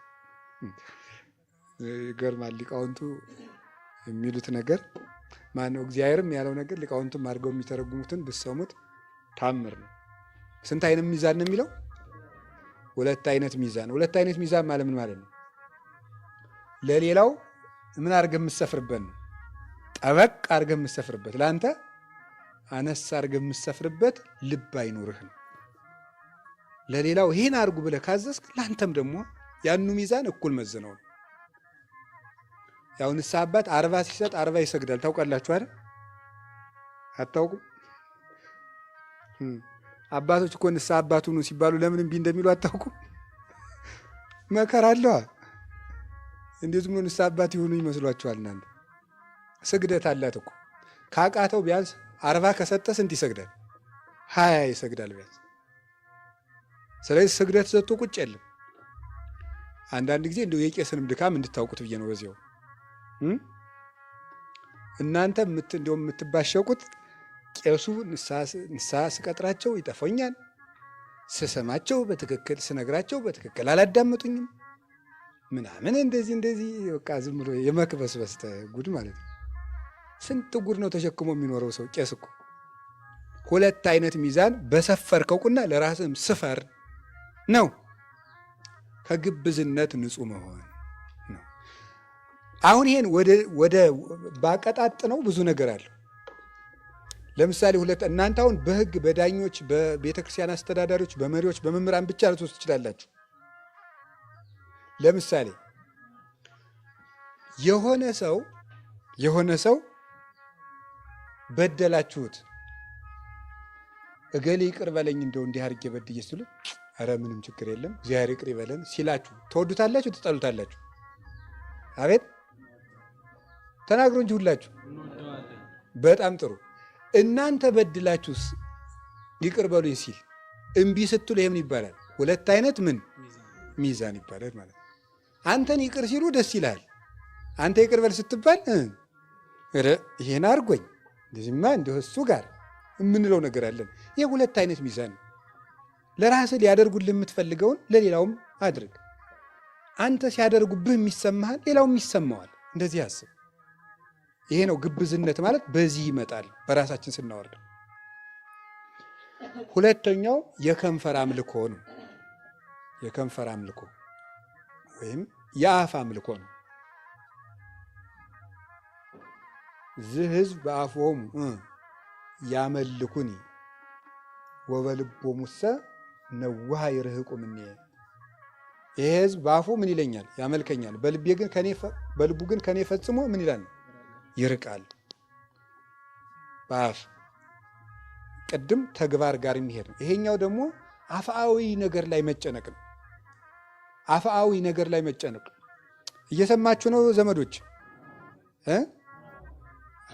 አፍአዊ ነገር ላይ በደንብ የምንጨነቀው በእውነቱ ማለት እግዚአብሔር በሚያውቀው። እንዴት አድርጌ ላስረዳችሁ? አፍአዊ ለምሳሌ በዓል ሲከበር ምን ይደረጋል መሰላችሁ? አይታችሁ ታውቃላችሁ? ከተማም እኛ እንኳን ገዳም እንኳን ዲኮሬሽን የለም ተመስገን። ግን ከተማ ምን ይደረጋል መሰላችሁ? ይሄ ምንድነው የሚፈነዳው ነገር?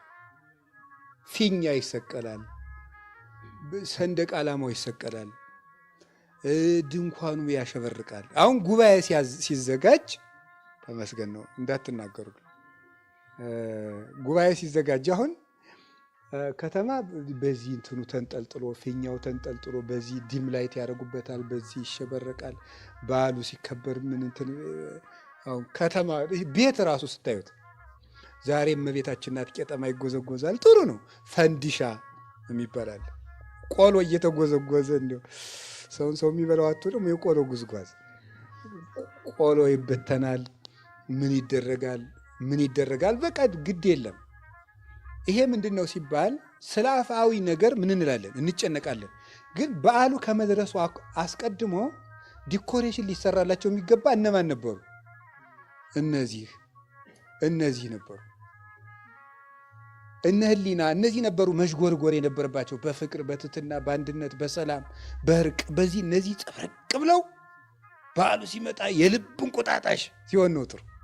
እነዚያ ናቸው መጌጥ የነበረባቸው። የለም እዚያ ውስጥ እኛንም ጨምሮ ማለት ካባው ላንቃው እንዲሁ እናቴ እንዲሁ ቄሶቹ መርጌቶቹ መነኩሴው በቃ እንደዚህ ጽብርቅ ሲል በቃ እንደዚህ በዚህ መነሳነሱ መኩነሳነሱ በዚህ ከመስቀሉ ላይ እንትኑ ጥሩ ነው እኮ። ይሄ ሁሉ የሚደረገው ለማን ክብር ነው? ለወንጌል ክብር ነው አይደል? ለወንጌል ክብር ነው። ግን እስከዚያ ድረስ ጥምቀት ከመድረሱ በፊት ነጩ ካባ ካህናቱ አንጸብርቀው በዚያ ውስጥ እነ ዘረኝነት ከልብ ሲጠሩ ከተማውን እናቴ ወጣቱ አስፓልቱን በሳሙና ያጥበዋል። ታቦቱ ስለሚሄድበት ጥሩ ነው፣ ለእግዚአብሔር ነው። ይሄ ዋጋ ያለው ነገር ነው። እውነቴን ነው። እኔ እንደውም የጥምቀት እንዲያውም መቼስ የቤተ ክርስቲያን ሰው ስለሆንኩ ታቦቱን መከተል ስለሚገባ ነው እንጂ ወጣቶችን እየተከተልኩ መዋል ራሱ ይናፍቀኛል። ደፋ ቀና ሲሉ በጣም ነው ደስ የሚለኝ። እውነቴንም ነግራቸው እንባይን ያስመጡታል። በቃ ደፋ ቀና ለእግዚአብሔር ብለው እኮ ያን ሁሉ የሚያደርጉት። በእርግጥ የጭንቅ ቀኖች ሰዎችም እነዚያ ልጆች ናቸው። እኛ ጠቃቅሰን እልም እነሱ ናቸው እሳት ሲነሳ የሚደርሱት። ግድ እና አሁን እኔ አሁን እነሱን አይደለም የነቀፍኩት፣ ግን አስፓልቱ ታጠበ። ይገርማቸዋል። እኛ ግን እንደረከስ ቂም እንደቋጠርን ምን እንዳል አፋዊ ትኩረት ላይ አሁን ቤተ ክርስቲያናችን እዚህ ላይ እየበዛች ነው የመጣችው። ውስጣዊ ነገር ላይ መስማማት ላይ አንድነት ላይ እንዲህ ታቦት እኮ ተሸክሞ 30-40 ታቦት አንድ ላይ ወርዶ የጥምቀት ሲለያዩ እጅና ይነሳሳሉ። ደስ ነው የሚል ስታዩ ሲለያዩ። አሁን እኔ ጎንደር እያውቃለሁ፣ አዲስ አበባም እያውቃለሁ። ጥምቀት ተውሎ ታቦቶቹ ወደ የመግቢያቸው 3-4ቱ በዚህ መሄጃቸው ሲሆን እንደዚህ ይሉና እጅ ይነሳሳ። አሁን ያ በልብ ቢሆን ምን አለ? በቄሶቹ ቢኖር በመነኮሳቱ ቢኖር ወደ ላይ እንኳን ከባድ በእኛ ቢኖር እንደዚያ ቢኖር ኑሮ የውሸት ባናረገው ማለት ነው። ሰምታችኋል? እሱ የምንለው ነገርና ይሄ በቃ ንጹም ጾመ ወናፍቅር ቢጸና ብለን ሲያበቃ ይል እና እንግዲህ አፋዊ ነገር አሁን በዓላት ሲመጡ ባለተራ ደብር የሚያወጣውን ብር እግዚአብሔር ይወቁ። ለዚህ ዓመት ብቻ የሚወጣው ብር ስንት ዕዳ ያሳድራል? ሰማችሁ? አዎ የመጋረጃው አይነት በመለዋወጥ በቃ ነጭ የነበረውን ዘንድሮ ቀይ እናርገው ቀይ የሚቀጥለው ዓመት እናርገው ጥሩ ነው። ውስጡ ይሁን። እኔ አሁን የሚቀድመው ይቅደም ነው እንጂ ይሄ ሁሉ ነውር ነው አላልኩ። ለእግዚአብሔር እንኳን ጨርቅ መጋረድ እንዲሁ ልባችንስ ቢጋረድ ያንሰዋል እንዴ? ለእግዚአብሔር ምን የእኛ ስጋ ራሱ እንዲያለ ዝም ብሎ እስፋ ስጋዬን ልዘርጋልን ያለ ቅዱስ ዳዊት ስጋዬን ልዘርጋው እንዴ በምድረ በዳ ነው ያለ። እንዲያስ ብናረገው ምን አለ? እንዲሁ እጀስ ተወጥሮ መጋረጃ ቢሆን ለእግዚአብሔር ይበዛበት አይበዛበትም? የሚቀድም ግን አለ ነው። ዋናውን ትተነዋል። ዋናውን ንጽህና መደሉ ቅድመ እጽቦ ለጽዋ ወለጻይል እንተ ውስጡ። አንተ መደሉ አንተ ግብዝ አስቀድመህ ጽዋውን ምኑን እጠበዋል? ውስጡን እጠበው። ከዚህ በኋላ አፋውን ታጥበዋለህ። ውጫዊ ንጽህና ላይ ብቻ ትኩረት ማድረግ፣ ውስጣዊ ነገር ላይ ምንም። እንደዚህ ይሄ የከንፈር አምልኮ የአፍ አምልኮ እና አፍአዊ አምልኮ እንደዚህ ያለው ነገር ምን ይባላል? በሉ እንጂ አቤት ግብዝነት። ሶስተኛው ምን እያደረጉ ነው መሰላችሁ? ከሌላ ሰው ጋር የራስን ጽድቅ ማነጻጸር። ይሄ ምን ይባላል? ግብዝነት። ከሌላ ሰው ጋር ሉቃስ ወንጌል ምዕራፍ 18 ላይ ያለው ሰውዬ ማለት ነው። ምንድነው ያለ? ከፈሪሳዊ እዚያ ከቀራጩ ጋር ቆሞ ምንድነው ያለ? ተመስገን ጌታዬ፣ እንደዚህ ሰውዬ ያላረክ እኔ ቢያንስ ከሳምንቱ 2 ቀን እጾማለሁ። ይኸው እንደዚህ ያለ። ያኛው ደግሞ ምን አለ? አንተን ቀና ብሎ እየማየት አልችልም ብሎ ዝም ብሎ እንዲህ ብሎ ዝም ብሎ እኮ ነው የቆመው እንደዚህ ብሎ። ያኛው ደግሞ ቀና ብሎ ድፍረቱ ሀጣንን ፍየል አላቸው አለ። ፍየል ስትሄድ ምን ብላ ነው ያለ? ቀና ብላ ነው። ሀጣንም ምኖች ናቸው ነው ያለ? ትዕቢተኞች ናቸውና ነው። ቀና ብሎ ደግሞ አደፋፈ እንደዚህ ሰውዬ ያላረከኛም ተመስገን፣ እኔ ስምህን እጠራለሁ እንደዚህ የሚል ሰው ሰብዛችሁ ታውቃላችሁ? ዘፋኞቹን በጭፈራ ቤት ሲያይ ያን ዱርዮች ምናምን ኧረ ተመስገን ጌታ ቢያንስ እንዲያው በሰንበት አስቀድሳለሁ ምናምን የሚል ሰው አለ። የሚሽሞረሞር ማለት እንደዚህ የሚባል ነገር የለም። ጸሎቱ ተሰምቶ የተመለሰ የትኛው እንደሆነ ታውቃላችሁ? የትኛው ነው? ዝም ያለው እንደዚህ ብሎ። እንዲሁም አባ ጊዮርጊስ ይናገራል። እንደ 2 ውሾች ይላል። 2 ውሾች እየሮጡ ሄደ። አንዱ ባፉ ምን ይዟል? እንጀራ ይዟል። እንጀራ ይዞ አንደኛው ሊቀማው ሲሮጡ ወንዝ ላይ ይደርሳል። ወንዝ ላይ ሲደርስ እንጀራ ያዘው ውሻ ሲያይ ምን ውሻ የምን ውሻ ነው? ደግሞ እንጀራ ይዟል። ሌላ መስሎት የሌላ ውሻ እንጀራ ሊቀማ ሲል የራሱ ሲወርቅ ማለቀም ያደርገዋል። ይሄኛው ዞ ቤቱን ምን ብሎ ተረጎመው? መመጻደቅን ተንኮልን ምናምን ይዞ ቤተክርስቲያን ውስጥ የሚጸልይ ሰው አለ። የደንቆሮ አምላክ ይቅር በለኝ ብሎ ደግሞ እንዲህ ያለው ሰው አለ። የጸሎቱን ዋጋ ማን ነው ዞት የሚሄድ? ያኛው ውሻ ነው ዞት የሚሄድ።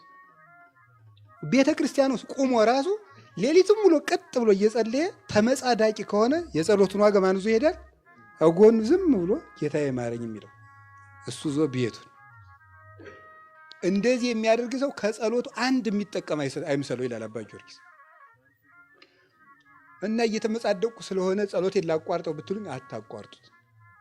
ምክንያቱም ጸሎቱን ካላቋረጣችሁት ጸሎቱ ራሱ እንዲህ ከማለት ያድናል አይደል? ከምጽድቅ ቢያንስ ደግሞ ያድንና ሌላ ቀን ወደ መሰማት ያደርሳል።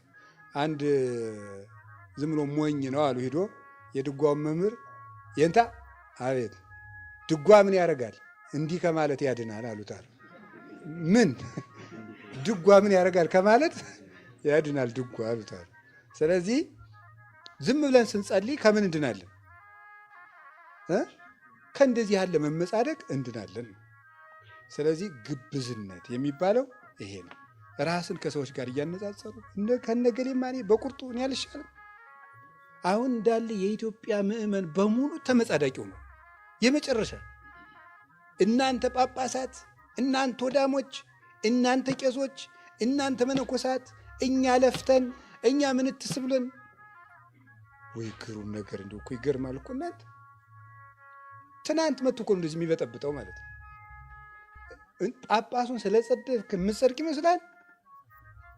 እግዚአብሔር እኮ ጠበቃ ቆምክልኝ ሊል፣ መነኩሴውን ሰደብክልኝ፣ ቄሱን ሰደብክልኝ ብሎ እግዚአብሔር የቤተ ክርስቲያን ጠበቃው ሊል ነው አይደለም። የራሳችን ኑሮ ዝም ብለን አባ ሙሴ መነኮሳት ተሰበሰቡና አንድ ቀን አንድ መነኩሴ በድሎ ተገኝቶ በሱ ላይ ልንፈርድ ነውና ና ስብሰባውን አሉት። አልመጣም ና አልመጣም። መጨረሻ ላይ በግድ ሲዘበዝቡት ምን አደረገ መሰላችሁ?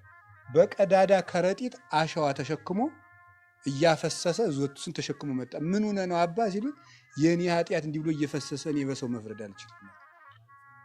ሰው እንደዚህ ይላል እንጂ ጭራሽ ደግሞ አፋችን ወደ ላይ ዝም ብሎ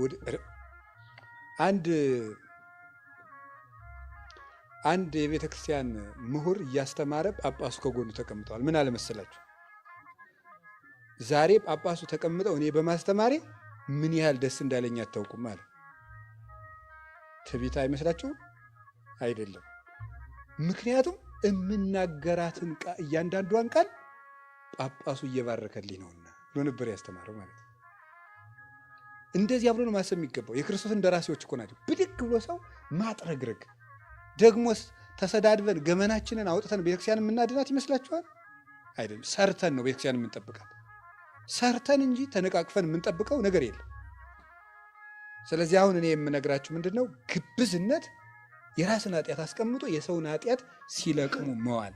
እንዲያውም እንደዚህ ያለ ሰው ምን አይነት ሰው ነው ይባላል መሰላችሁ? በሰው የሚፈርድ ሰው፣ የራሱን ኃጢአት ትቶ በሰው የሚፈርድ ሰው የክርስቶስን ስልጣን የቀማ ከሃዲ፣ የክርስቶስ ተበላላጭ ወረኛ ንጉሥ ነው ማለት ነው።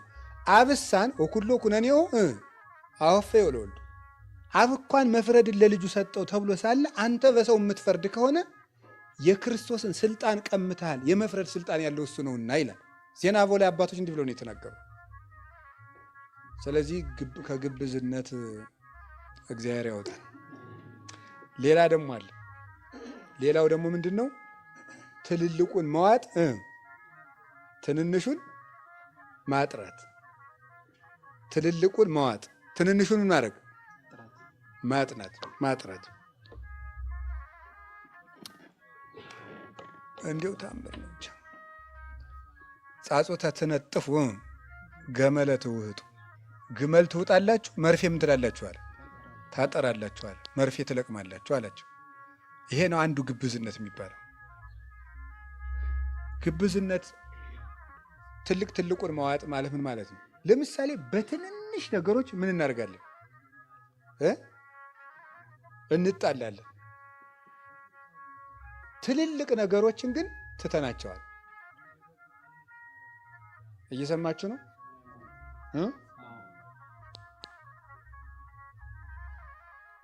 እሺ፣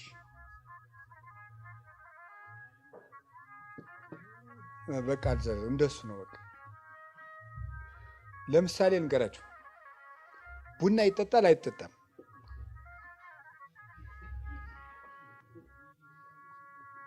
ቡና ይጠጣል አይጠጣም? በቃ ጥሩሽ። እኔ አሁን ቡና ይጠጣልም አይጠጣምም አልልም። መልሱ ሌላ ጊዜ እነግራቸዋለሁ፣ ርዕሰ ጉዳይ ስላልሆነ ማለት ነው። ግን በቡና መጨቃጨቅ ራሱ ኃጢአት አይደለም? ልንገራችሁ፣ እውነቴን እኮ ነው። ትንሹን መልቀም ማለት ምን አለው? ነፍስ መግደል አለ የለም? አለ። ጥንቆላ የለም? መጠን ያጣ ግብረ ሰዶማዊነት የለም? አለ። ዘረኝነት የለም? ክደት በዝቶ የኢትዮጵያ ምዕመናን በሙሉ ወደ ክደት እየተወሰዱ አይደል? በየሜዳው ሄደው እዚያ የሚዘለው የሚጨፍረው እኮ ከኦርቶዶክስ የወጣ ነው። አላያችሁት? ያ እየተወሰደ እኛ ቡና ይጠጣል አይጠጣም፣ ይጠጣል አይጠጣም። ይኸውልህ ግመል ውጦ ምን መጥፋት ነው? መርፌ መጥፋት ማለት ይሄ። በትልልቅ ርዕሰ ጉዳዮች ላይ መወያየት ሲገባል፣ በምስጢረ ሥላሴ በምስጢረ ሥጋዌ ቤተክርስቲያን እንዴት እንጠብቅ፣ የወጡትን እንዴት እንመልሳቸው፣ ያሉትን እንዴት እንጠብቃቸው ማለት ሲገባል ይጠጣል አይጠጣም። ሊቅነት ሲጀመር ጉዳይ መሆኑ ራሱ እኮ የሚገርመኝ ነው። እየሰማችሁ ነው? አረ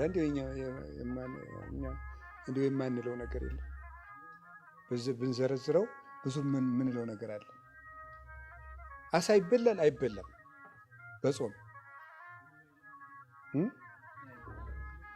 አይበላም። መልሱ ይሄ አይበላም፣ አይበላም። ቅዱስ ጳውሎስ ምንድን ነው የአሳ ስጋ ምንድን ነው ያለ? ሌላ ነው አይደል? የአሳ ጎመን አላለም። የአሳ ምንድን ነው ያለ?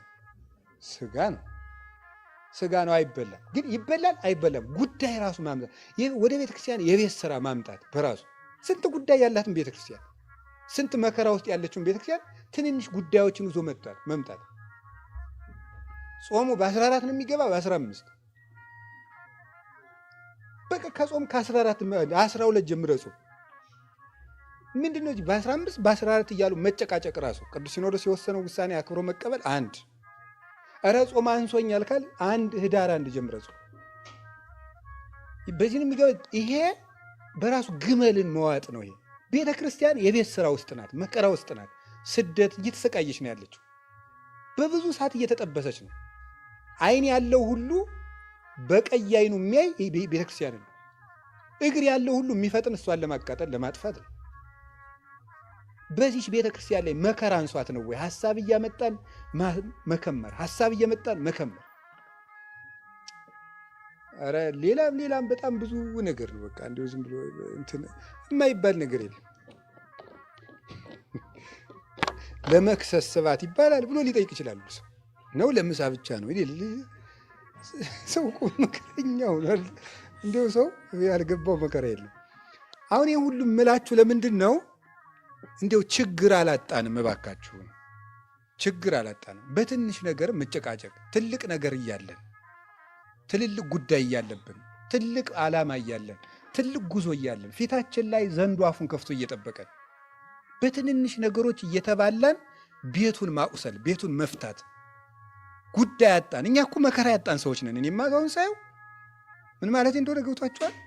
መከራ ቸገረኝ እኮ ነው ይሄ ማለት። ወይ ጉድ!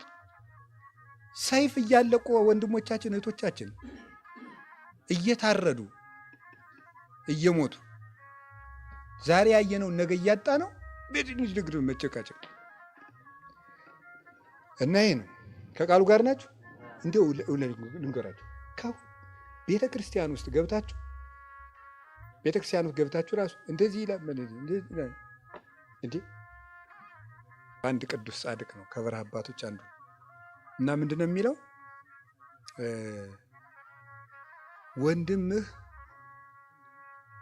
ቤተ ክርስቲያን ውስጥ ንባብ እያነበበ ንባብ ሲያበላሽ ስትመልሰው የሚቆጣ ከሆነ ቶው፣ ንባቡን አንተ ዝም ብለህ በልብህ እየመለስክ ስማ ይላል። ንባቡን እንዳይነጥብ አንተ በምን መልሰው ነው? በልብህ እየመለስክ ቶው፣ ዝም ብሎ እንደ ፈረስ ይጋልብበት። ያያችሁ ለፍቅር የሚከፈልን ዋጋ እያለው ቃል እግዚአብሔር እንኳን እያበላሸ ቢሆን የሚቆጣ አይነት ሰውዬ ከሆነ ምን በለው ነው? ቶው፣ አንተ ግን ቀለሙን በልብህ መልሰው ነው። እስከዚህ ድረስ ነው ለሰው የምንጠነቀቀው። እና ጉዳይ አድርገን መጨቃጨቅ እንትን አይባል እንትን ይሄን በለው ይሄን። እግዚአብሔር እንግዲህ ለትልቅ ነገር እንድናስብ ይርዳል። ትልቅ ነገር ነው ማየት። ሀባ አሎ ገደላ እኛ የኛ ንስርነታችን አሞራነታችን አንድ የሚሰበስበን ቅዱስ ሥጋ አለ። ያ ማን ነው? ክርስቶስ ነው። እኛ የምንሰበሰበው ስብሰባ የምንሰበሰበው ውሳኔ የምንወስነው ትልቅ ነገራችን ክርስቶስ ዙሪያ ላይ መክበብ ነው። ጥቃቅን ነገሮች ላይ አይደለም እኛ የምንከበው። እኛ የምንከበው በክርስቶስ ዙሪያ ነው። ይሄንን ያደረግን እንደሆነ ከግብዝነት እንወጣለን። ግብዝነት በጣም ብዙ ነው፣ ይብቃል። ከዚህ ንጹህ መሆን ነው። አይሁድ ለምሳሌ ያደረጉትን እንገራችሁ። ለምሳሌ የአይሁድን ግብዝነት ላሳያችሁ። ሰውየው እጁ እንደዚህ ብሏል፣ እንደዚህ ያለ ነው እድሜ ዘመኑ። ደግሞ አንዲቱ ደግሞ ከተፈጠረች ጀምሮ ምንድናት? ጎባጣ እንደ መሬት የቀረበ የተሰፋች ነው። ጌታችን ሴትዮ ያደረግና ቀና በይ አላት። ይዚያች ሴትዮ ደስታ አስቡት። ከተወለደች ጀምሮ ጎባጣ ቀጥ ስትልና ሀሰበችው ሮጣ ስትደርስ ሰርታ ስትበላ ተመልከቷል። ያችን የታሰረች ፈታ መጥተው ምን እንዳሉ ሰምታችኋል? ሰንበት ነው ዛሬ። እንዲሁ እኮ ታምር እኮ ነው። ቁጭ ብላችሁ ዝም ብላችሁ አስቡት ማለት ነው። ይህ ሰው የእድሜ ዘመን ማሰሪያ ሲፈታ በሰንበቱ እንዴት ትፈታለህ? ሰውየው እንዲህ ብሎ የኖረ ነው። እጅን ዘርጋ ነው እንዲህ ያለ አብረው መደስ ሲገባ ሰንበት ነው። የአይሁድ ነገር መቼስ ዛሬም እኮ ስትሄዱ እኮ ያስቃሉ። ስልክ ለምሳሌ በሰንበት አይደውሉም ዛሬ እስራኤል ውስጥ። ለምን? ሰንበት ነው። እንደዚህ መነካካት ማለት 09 ምናምን ሲነካኩ ሰንበት እንዳይሻር ማለት እና ስልኩን በኪሱ ይዝና ግን የሚፈልገው ሲሆን አውጣና ደውልልኝ ይላል። ይሄ ሊፍት ራሱ የፎቅ ሊፍት አለ። የፎቅ ሊፍት ላይ በሰንበት እንትን አይዘጉም ሊፍቶቹ ከራሳቸው በሲስተም እንዲሄዱ ነው የሚደረግ። ለምን? ሊፍቱን ሲያረጉ ሰንበት እንዳይሻር ማለት ነው። አቤት አቤት አቤት አቤት አቤት አቤት ጻድቃን እንደው ከተዘጋባቸው ናማ ይሄን ከው ብለው ያስነካሉ። እንደዚህ ዛሬ እኮ ነው። ዛሬ እስራኤል ውስጥ እንደዚህ ነው የሚደረገው። መኪና አይነዱም እንዴ? መኪናማ አይነዱም። አሁን ድረስ እስራኤል ውስጥ መኪና የማይነዳበት ሰፈር አለ። በጣም የኃይለኞቹ አይሁዳውያን ሰፈር እዚያ እየነዳ ብትሄድ ወግረው ይገሉሃል። አሁን የእስራኤል መንግስት ተው በቃ በዚህ ሰፈር አትንዱ ብሎ አስቁሟል። እንደዚህ ያደርጋሉ። ከዚያ ስበሉ ክርስቶስን ወግሮ መግደል ግን መርፌ ማጥራት ምን መዋጥ ነው? ይሄ ግመል መዋጥ ማለት ይሄ ነው። እኛ የአብርሃም ልጆች ነን። ኧረ አብርሃም እንዲህ አላደረግም ማለት ነው። አብርሃም መንገድ ዳር ቤት ሰርቶ የወጣ ያወረደውን የሚያበላ ሰው ነው። እናንተ ግን እኔን የምትገድሉ ናችሁ አላቸው። ይኸው እንደዚህ ነው። ሰንበት እንሽራለን ይላሉ፣ የሰንበትን ጌታ ይሰቅላሉ። እንደዚህ ነው። እኛም እኮ እንደዚህ ነን። ለትንንሽ ሕጎች ተጠነቃቂዎች እንላለን። የሰው ልብ ግን ወግተናል። ይህን ነው የምነግራችሁ። ግብዝነት ንጹሕ መሆን። ከዚያ ምን ሆነ አድርጉ ነው ያለ? ፊታችሁን ምን በሉ ታጠቡ። ይሄ ንስሐ ግቡ። ስለዚህ እንዲያው በቃ ከዚያ ፊት አንገራችሁ። ከፊታችሁ ታጠቡ በፊት የሚቀድመው ምንድን ነው? ስትጾሙ ራሳችሁን ተቀቡ አለ። ራሳችሁን ተቀቡ ማለት ራስ የተባለ ማን ነው? ልብ ነው። ቅባት የተባለ ምንድን ነው? ፍቅር ናት። ራስ ለምንድን ነው ሲባል ራስ የበላይ እንደሆነ ሕዋሳትን ሁሉ የሚመራቸው የሥነ ምግባር ሁሉ አለቃ ማን ነው? ልብ ነው። ሰው ራሱን ከተቆረጠ እዚያ በኋላ ምንም ይሞታል። ሰው ልቡ በቂም ከተበላሸ በቃ ተበላሽቷል። ከዚያ በኋላ ራስ ያለው ለዚህ ነው።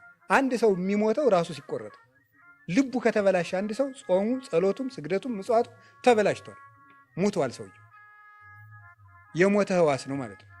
ይህን ራስን ልብ አድርጉት። ሕዋሳትን ጾም፣ ጸሎት፣ ስነ ምግባር አድርጓቸው። እነዚህ ሁሉ አብረው ይወድቃሉ። ስለዚህ መጀመሪያ ልብህን አስተካክል። እሱ ደግሞ ተባለ ፍቅር ነው። ልብን ቅባት አለው። የተቀባ እንዲያምርበት ፍቅር ያለው ሰው ያምራል በእግዚአብሔር ዘንድ። የነፍስ ውበቷ ፍቅር ነው። ሰው ራሱን ተቀብቶ ፊቱን ተቀብቶ እንዲያምርበት ልቡ ፍቅር ያለው ሰው እሱ ውብ ነው። በእግዚአብሔር ፊት ያማረ ሰው ማለት እሱ ነው። ይሄ በቀረ ይሄ እንትን ቆዳ ታውቃላችሁ? ቆዳ የከብት ቆዳ አታውቁም? እና እሱ እንትን ይሄ ለመሶብ ለመታጠቂያ ለምናምን ይደረጋል አይደል? መጀመሪያ ምንድን የሚያደርጉት ያደርቁታል። ያንን እንዴት ከራራ እንደሆነ ታስታውሱታላችሁ? ወግቶ እኮ ይጥላል፣ ሰብሮ ይጥላል። እርጥቡ በሬው እንድታረድ ሲያሰጡት ነው። እንደዚያ ከራራ የሆነ ሰው አለ፣ እንደዚያ ቆዳ ማለት ነው። ሲለፋ ግን መኝታ የሆነ ጎርባጣ፣ ለሰው ሁሉ መጎርበጥ አይገባም። እንግዲህ ፍቅር ይኑራችሁ። ልባችሁን ከምን አንጹት ነው? ከቂም አንጹት ነው። የንጽህና ሳምንት አይደል? ከዚያ በኋላ ምን እናድርግ ነው? እንዲያው ቂምም ይዘን ሰንብተናል። ኃጢአትም ነግሶብን ሰንብቷል። በዝሙትም በሌላውም በውሸቱም በስርቆቱም በአመንዝራነቱም በዚህ ሁሉ ረክሰናል። እንዲያው ምን እናድርግ ስንለው ደግሞ ቸር አይደል እሱ?